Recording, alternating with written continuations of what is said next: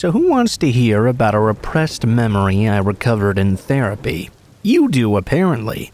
When I was in 6th grade, I was in band, clarinet to be precise. I wanted to play the saxophone, but my grandpa had an old clarinet, so that was what the compromise ended up being. The band instructor was a middle-aged woman who I'm going to refer to as Mrs. Frond. I'm watching Bob's Burgers while writing this, so as to protect identities. Anyways, I didn't have a lot of friends exactly, so I supplemented that with extra lessons after school. After a while, Mrs. Frond started offering me extra lessons at her house. Even then though, that made me somewhat uncomfortable, so I refused to do so. She was very persistent though, and would offer at least once a week if not more. Eventually, I stopped going in for those extra lessons. One day, Mrs. Frond announced that we had been invited to be in a Christmas parade downtown. That was pretty exciting. The school was only a year old, so it was great exposure, and best of all, it would be fun for all us kids. We were ecstatic. We put our all into the extra rehearsals, and the school made sure we had whatever we needed. Permission slips were signed, everything went pretty much perfectly. The day of the parade, we all met up at our designated area. As we got dropped off, Mrs. Frond told the parents where to pick us up at the end. Her and some parade officials were the ones watching over us as our parents left. The parade started and everything was going smoothly, at least from my perspective. I was so nervous though, there could have been a 5-float pileup and I wouldn't even have registered. At the end, everyone was getting picked up after a great performance, and I was the last one there, left alone with Mrs. Frond. She immediately grabbed my hand after the last kid left our site and told me I could just call my mom from her house. She started booking it, me in tow. I had very little experience being on my own, and I didn't know how to react in this kind of situation. Despite the fact I had recently been somewhat uncomfortable around her, I went along with what was going on. Looking back, it probably didn't look that unusual to anyone around. She wasn't exactly intimidating, and it's not like I was being dragged against my will. I kept up pretty well. I can't tell you where in particular she was taking me, but it was definitely further out than where everyone else had parked. Her car was the only one in sight, and she started making a beeline towards it. It was one of those dark blue-green SUVs that pretty much everyone had in the late 90s. Suddenly, though, I heard my name being called from behind me. I turned and saw my mom, panting and sprinting towards us. Mrs. Frond's grip tightened, and she began to speed up quite a bit. My mom caught up to us and yanked me from her grip without a single word. She rushed me over to our own car, and we went home soon after. She proceeded to fawn all over me, which was confusing because I had been pretty much ignored 99% of the time at home usually. I had no idea what had just happened. I never saw Mrs. Frond in school or heard anything about her ever again. I don't even remember her first name to try and look her up, and my family refused to ever speak of the incident.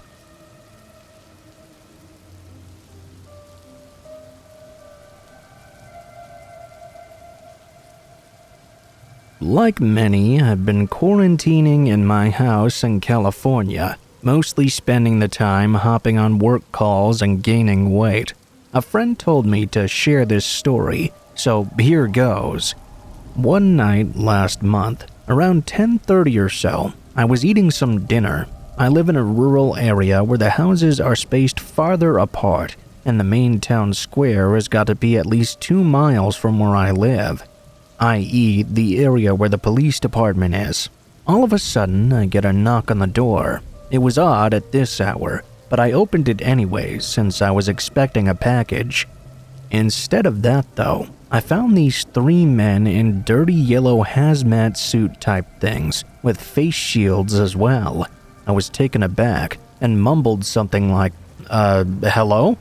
One guy was holding a clipboard and introduced themselves as a disinfection team sent by the county. Apparently, groups of them had been going around the towns in that county to inspect houses and make sure they were sanitized. I wasn't exactly buying this, so I asked them to give me a minute and called my neighbor. I asked my neighbor about the disinfection team, and he told me it could be a scam, to ask for a warrant or call the cops right away. I went back to the door to ask them for their warrant, and the men were already gone. I walked out into my driveway, completely baffled, and glanced down the street. No cars anywhere in sight, just the warm night air. I contemplated calling the police, but I didn't think it was worth it. I went back inside, locking all the windows, and heading upstairs to watch some TV to calm down.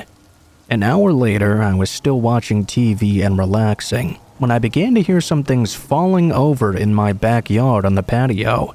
I heard it clear as day because the patio was below the bedroom window to my left, which was wide open. I was too lazy to check it out, so I stuck my head out the window to look around. I nearly died on the spot when I saw one of those men in hazmat suits messing with my back door. I reacted quickly. "Hey asshole, cops are on the way!" That sure got his attention. He yelled back something unintelligible and hopped the backyard fence. I then noticed two other fuckers running from around the side of my house. They all hopped the fence and ran off into the woods just beyond. I picked up my phone from the nightstand and dialed the local police. I explained this strange situation as best I could. I could still see their yellow figures disappearing out into the woods. The cops came swiftly, and we made a creepy discovery. The two guys who had been around the side of my house had been trying to pry open my dining room window with a crowbar. I asked them if they could check for fingerprints, and I shit you not, one of the officers responded with, "What do you think this is, the CIA?" Honestly, that really pissed me off. It seems small-town police officers don't really care, at least the ones where I live. The men had been wearing gloves anyways, it turned out, so it didn't really matter. Let this be a lesson. I hope no one else ever falls victim to this sort of scam.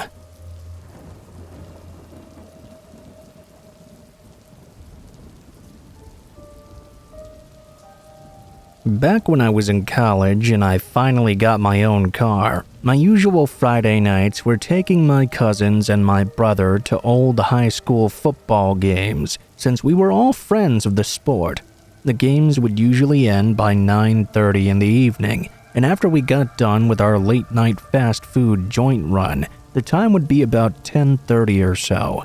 Whenever I drop someone off at their house, regardless of what time of day it is or how much of a rush I am to go somewhere else, I always make sure to sit in my car and wait until I see them safely enter their home. My mom and dad were the ones who always engraved this into my head, because doing this ensured they actually got home safely. My mom's fears were that they didn't have a key to get inside, and they'd be locked out of their own home. Far worse, maybe there was someone menacingly hiding behind the bushes or against the wall far out of sight. So, like I said, the time was around 10:30 or so, and I pulled up to my last cousin's house.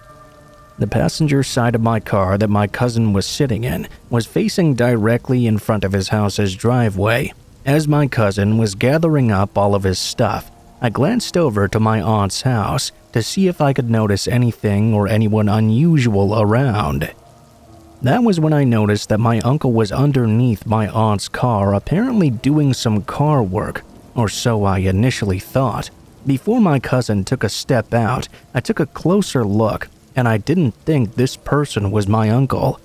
I pulled my cousin back into the car and asked him, "Hey, you see that? Who is that?" He was frightened at noticing this. I told him to call his dad to make sure it was not him. As he did so, I pulled the car to the other side of the street just in case things were about to go bad. His dad came out as fast as he could, as did I. Now he and I were confronting this man hiding underneath my aunt's car. The man was underneath in such a way that his legs were the only part of his body that were visible. As it turned out, it was a homeless man who was having a bit of a mental breakdown. We kept on trying to get him to leave. Fortunately, the man did leave peacefully without any violent altercation, but I tell this story to people as a cautionary tale on why you should always make sure to scan the area and wait for your family members, friends, or whoever you're dropping off to make sure they enter their house safely, because you never know what could happen in that split second when you're driving away.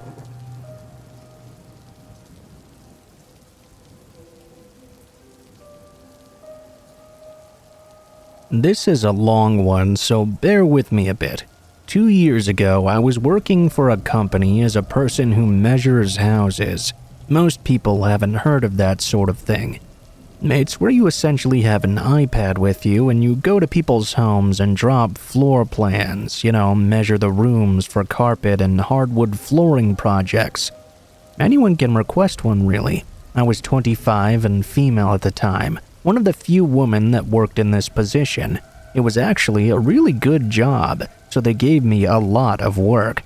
I usually hit between 10 to 14 houses in a day, driving all over multiple towns. This house was my last house of this day, situated right in the middle of nowhere. I was really exhausted. When I got there, I was incredibly annoyed because the customer didn't seem to be home and was late for his appointment. 10 minutes later, he finally pulled up next to my car. He was a middle-aged man, balding, and wearing normal office job attire. A tie, a suit, everything.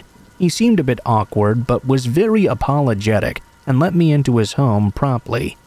Upon entering, I noticed the house was unbelievably spotless and organized. Minimal furniture, and it really smelled like cleaning supplies.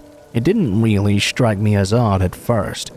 I also noticed he had 2 cats lounging in the living room. He first started acting weird as I was directed to the first bedroom. "Wow, my cats love you. They don't take to strangers usually."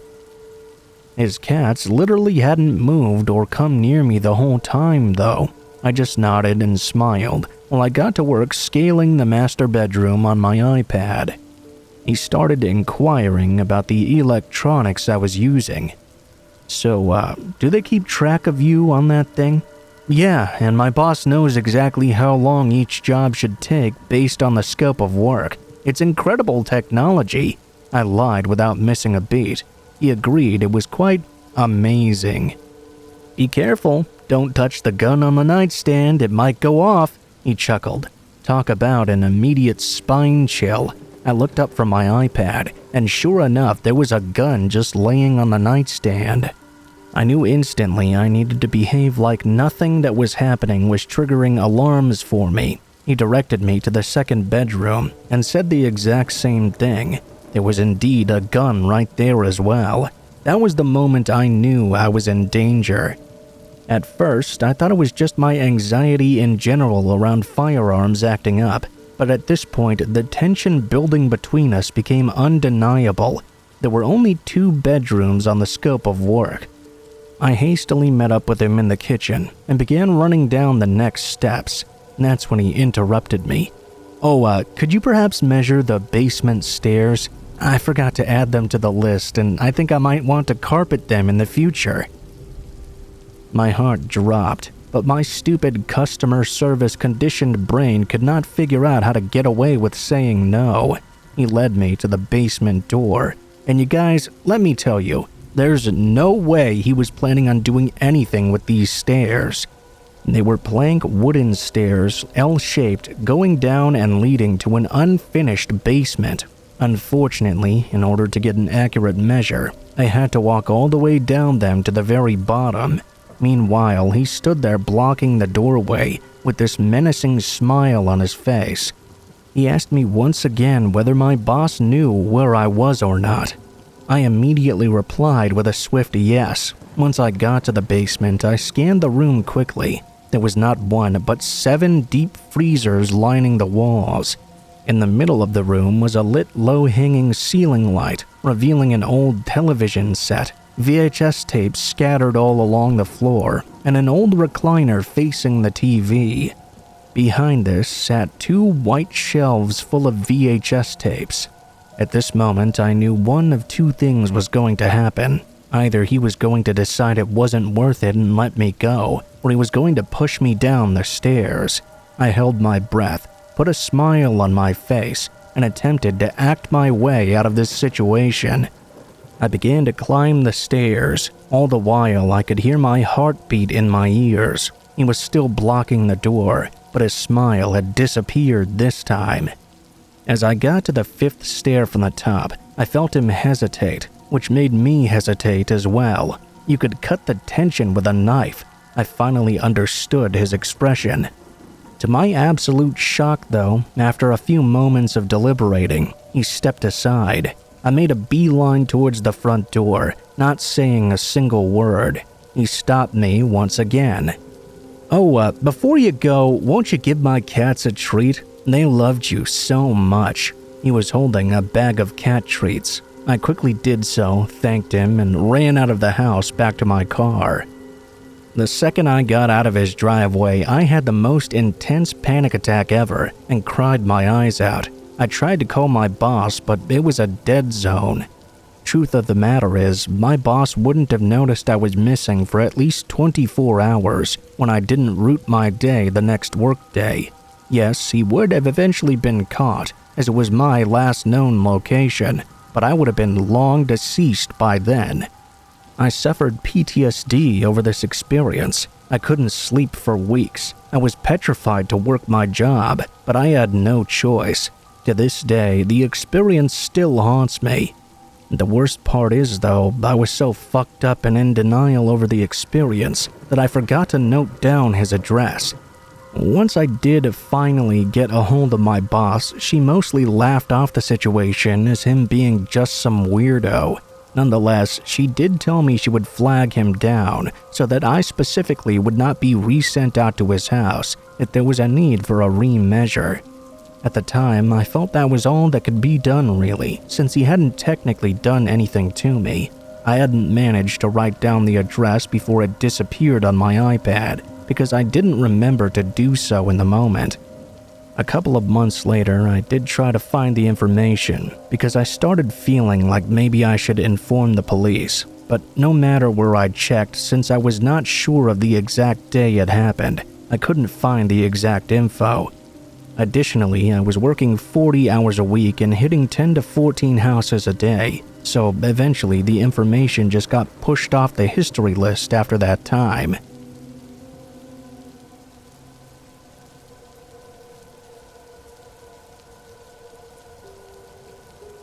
When I was a teenager, I dated a guy a couple of years older than me. We'll call him N. He was always exceptionally sweet and would tell me how I deserved the entire world. We never really broke up. He just moved away, and it was agreed that we wouldn't date anymore. Somehow, though, we would always end up connecting back with each other no matter what happened.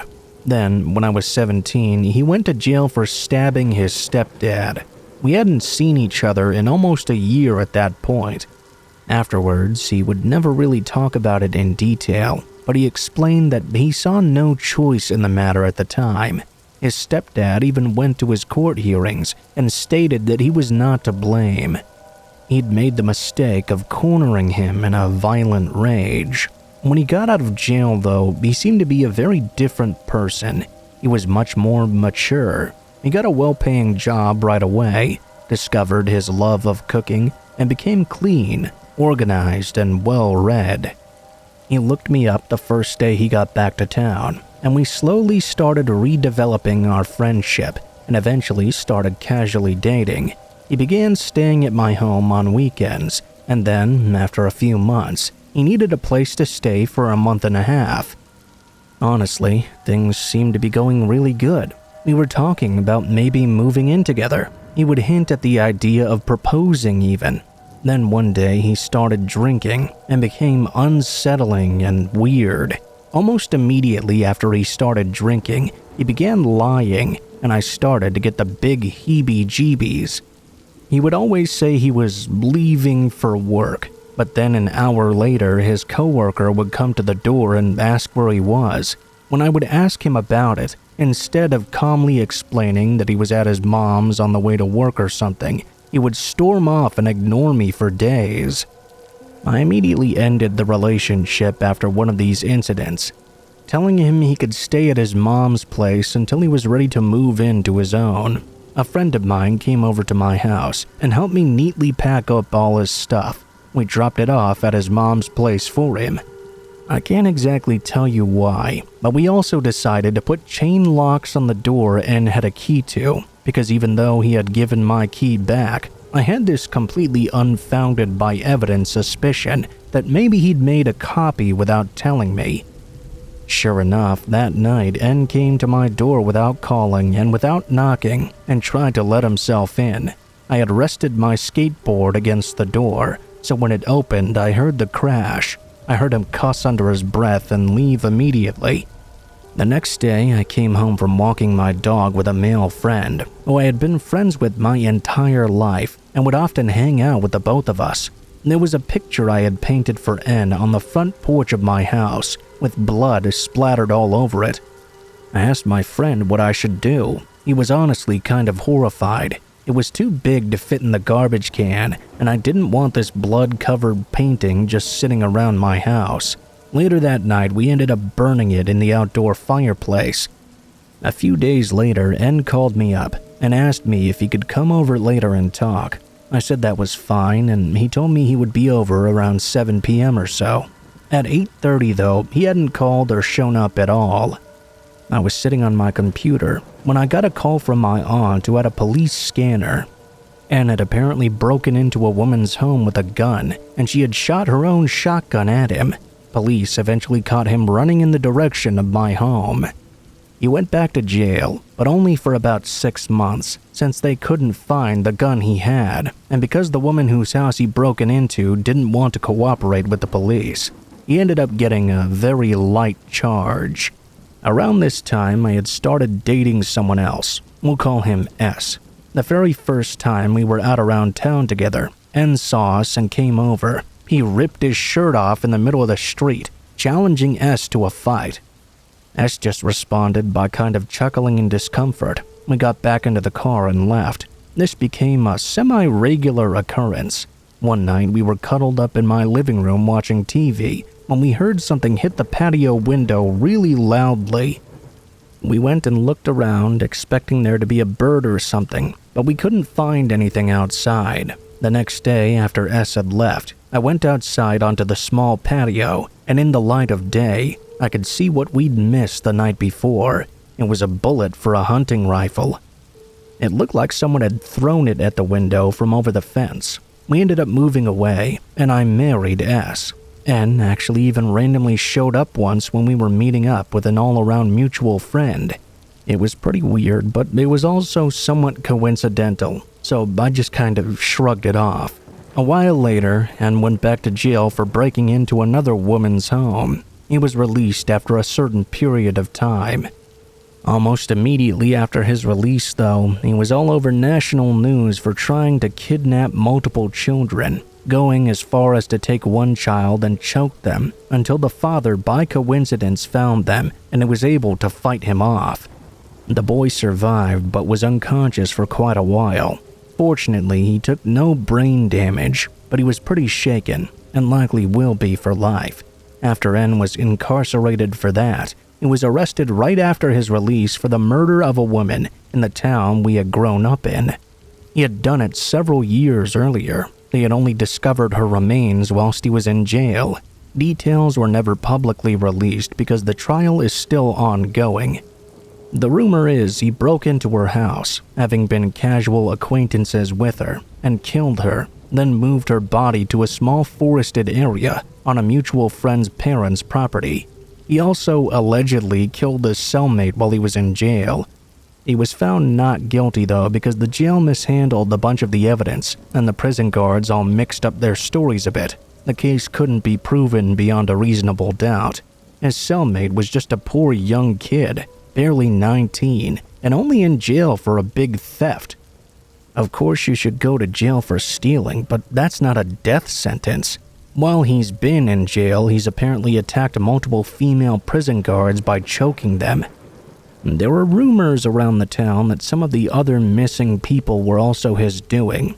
There were a bunch more true stories about women catching him trying to break into their homes. They never made it to court, though, because they couldn't prove who it was that was doing this at the time. The police had no one to look into. They only realized it was N when he became infamous for this sort of thing. I often think about the fact that I intimately knew this person, and sometimes I feel guilty for not having seen the signs. Other times, I feel creeped out that I could have been a victim of his. I feel like somehow I should have known I was living with a potential serial killer. Before he started drinking, though, he was truly a stand-up guy that had made some bad decisions and was doing his best to make a decent life for himself. Up until very recently, I never spoke about him or even acknowledged I used to know him. Obviously, my husband knows, but he knows it makes me uncomfortable to talk about, so we don't really discuss it.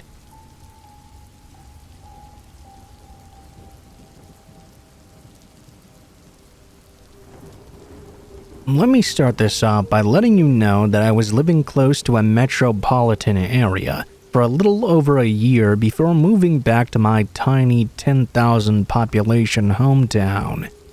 Before that, I was at college and didn't really interact with anyone from my hometown besides my family for many years. I even deactivated Facebook for a few years.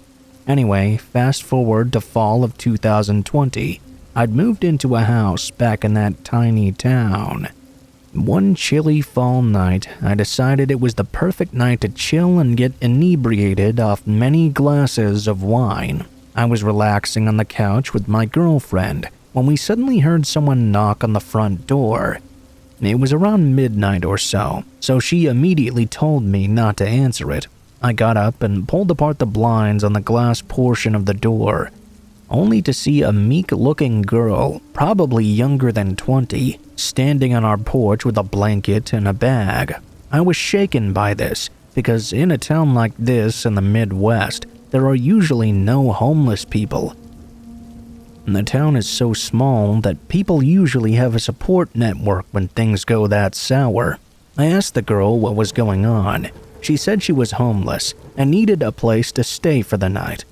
My drunken self apparently thought this was an amazing time to fulfill my need of helping the world by opening my front door and letting her stay in the guest bedroom. My girlfriend immediately sat her down and began asking her questions. Her answers were pretty vague thinking back on it. Eventually, she told us she'd knocked on every single door down the street to find a place to stay. She'd gotten in a big fight with her mom, I guess. So she wasn't technically homeless. I also thought it was a bit odd a young girl would do that, considering the danger. Eventually, I found out she went to the same private school I went to from 1st through 6th grade, except for the college extension of the same campus. We were kind of bonding on shit-talking the campus, because it was this new age bullshit school run by boomers. Then she mentioned she had a no-contact order for sitting at the same table as someone at the school. In my drunken state, I didn't register that no contact means someone had a restraining order against her. We were talking, and she said she recognized me from Facebook. I became more alarmed, especially because I had never seen this girl before in my life, and we had almost a 10-year age gap between us. She tried to reassure me it was because I'd posted a local rental on the Facebook home share. It was for my mom, who was a realtor without Facebook. Okay, well, that's a reasonable explanation. It is a small town. Then she proceeded to tell me that she knew my mom. That was alarming, because my mom and I have different last names. She doesn't have social media or any way to connect us together. Still, though, I let her stay the night. Fast forward to the morning. She said she was going to leave, and I asked her if she wanted a ride home. It was very cold out. As I drove down the street several miles, I realized she lived on the same street. The thing is, though, she would have had to pass by at least 5 developments and many rows of houses to get to my house. Was I really the only one to answer the door, or had she targeted my house specifically for some reason? The next day, my girlfriend and I both discussed how odd this was and how many things were not adding up. Later in the day, we went out to the store. only to come home and see the girl standing in front of our house. I was panicking because I'm horrible with confrontation. My girlfriend just said, "You let her into our house in the first place, so you deal with it." She stayed in the car. I asked the girl what was going on. She asked again if she could stay with us. I panicked and asked her to come out of the car. My girlfriend told her we didn't know anything about her, and we would only let her stay with us if she opened up to us about everything and why she was not going home. We sat her down in the kitchen and grilled her, only to get very vague answers. To be honest, I was initially concerned this was because it was an abusive situation, but as it turns out, it wasn't. At this point, though, she was already in our house, and we didn't know how to force her to get out. By some stroke of luck, though, she said she was leaving to go to the dining hall and would come back later. We quickly taped signs on both the front and back doors that read, "Landlord won't allow additional tenants. Best to go back to your mom's." Later in the evening, and dark out at this point, we heard banging on the front door, then banging on the side door, and immediately banging on the back door as well.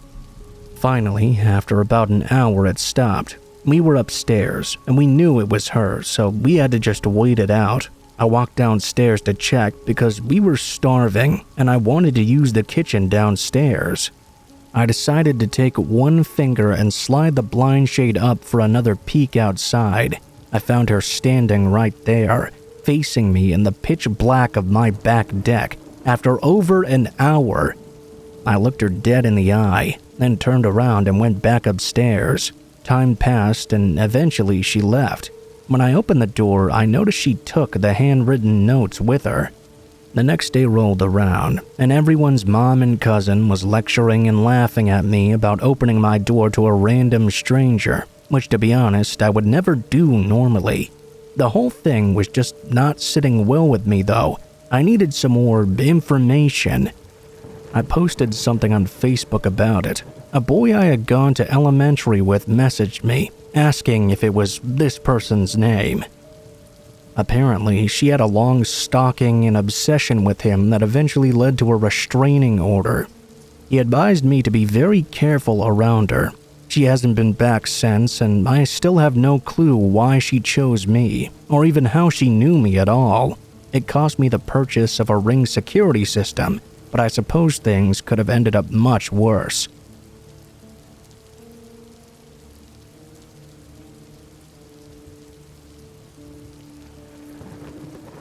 This took place when I was about 14 or 15 years old. I would stay over at my best friend's house constantly. She's an only child, and her mom would pretty much let us do anything we wanted, including leaving their place by ourselves at 1 or 2 in the morning. To be honest, I'm surprised we're still even alive, because we were very trusting back then. Like getting into a car with a group of teenage boys we just met trusting. So one night we were hanging out at this guy's house. The plan originally was that we were going to stay the night there. His grandmother ended up getting real angry at him for some reason though, and told everyone they had to leave. It was around 1 a.m., and we had no other option really than to just walk back to her house. We decided to cut through a used car dealership along the way. The security guards spotted us while doing so though, and told us we were trespassing. He asked us why we were out so late and where we were going. After hearing about what happened, he told us, if a cop stops you, they won't believe that. You'll probably just get into a lot of trouble. We didn't have cell phones yet, so we asked if we could use his phone to call someone. My friend's mom was going through a rough patch financially and didn't have phone service. My mother would have killed us if we tried to call her about this, so we told them we had no one to talk to. The security man offered to pay us to stay in a motel for the night. This man was probably 30 to 35 years old. My friend was 14 and I was 15. Stupidly, we accepted his offer. So we both get into the back seat of his car when he says, "One of you should sit up front." My best friend promptly jumped in the back, leaving me to sit up front with him. We stopped by his bank, then headed to the nearest motel. The entire drive there, he was telling us he was a war vet and had gotten injured on tour. He was saying he would really kill for a massage. He asked if either of us were any good at massaging people. We both said not really. We finally got to the motel. A dude parked and told us to stay in the car. Before he left though, he took his handgun that I hadn't seen before out of the holster and put it in the glove box directly in front of me. Then he locked it. We went into the office to pay for the room. He ended up asking if he could come up with us and we could give him a massage as a thank you. We said no and booked it up the stairs. We deadbolted the door the second we got in there. We definitely didn't sleep well that night. We were way too creeped out. As the sun came up, we got out of there right away and walked a good hour and a half back to my friend's place. Now, 12 years later, I was 26 and just browsing Facebook when I noticed a news article. It was about an army veteran being arrested for abducting and raping 2 teenage girls. It was that very same bald-headed motherfucking security guy that had picked up me and my friend all those years ago. Very unsettling, thinking of what he was planning on doing that night to us.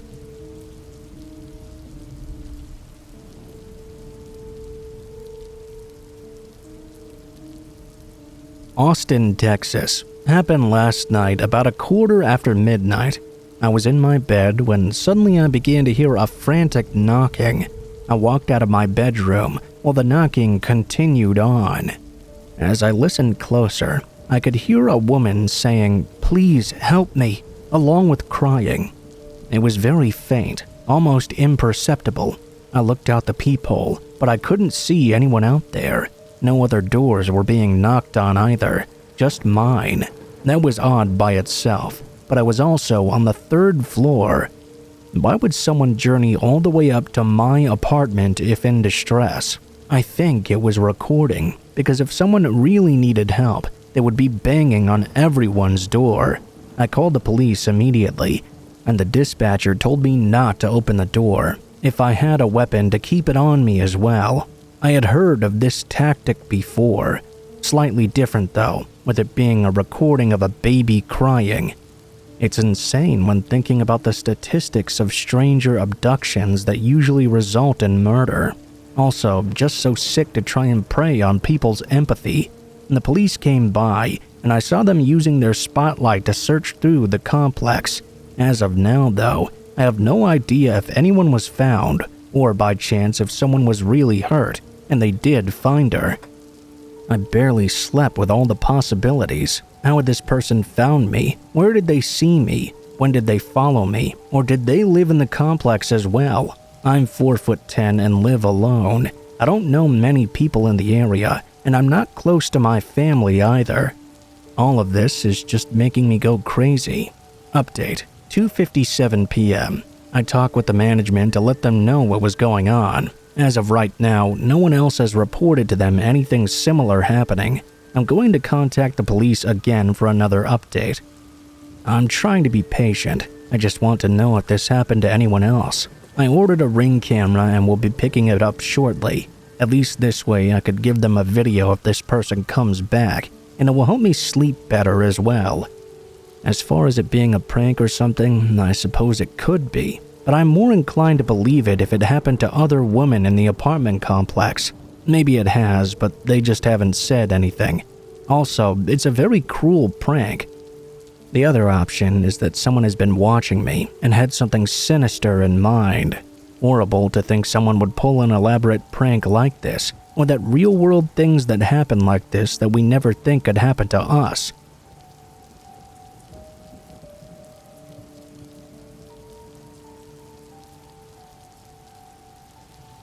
Hi there, my name is Lorraine, and I'm going to tell you a story that happened to me 2 years ago now. At the time, I was 18 years old. It was a Wednesday in December. I was coming back from some morning classes. That day, I didn't have my afternoon class because the teacher was absent. My father asked me to walk their dog because I had some free time. I drove over and arrived there, parking right next to the house. I unchained my dog. It didn't seem that anyone else was home. We started going on our walk, staying on the shoulder of the road and not trying to go too far out. All of a sudden, I saw a man come walking towards us. I would say he was around 50 to 55 years old, maybe. Usually, I wouldn't panic when just seeing some random person walking, even if I was alone at the park or at night or something. But for some reason, this guy instantly scared me. I called my dog to come closer. I tied his leash around my hand and set off a little faster. I also stuck closer to the houses in my neighborhood. I could tell the man was following me though, so I quickened my pace even more. I heard someone whistle and my head snapped to the sound. The man was waving his hand at me, telling me to come over and talk to him.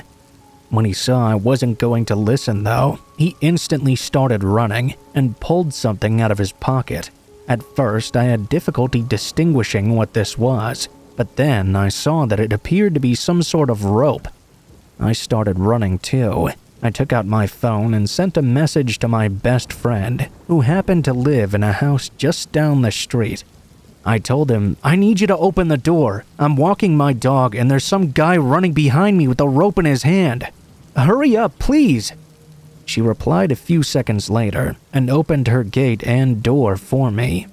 As I rushed into her home with her, we looked out her bedroom window and now saw the man trying to climb over the gate.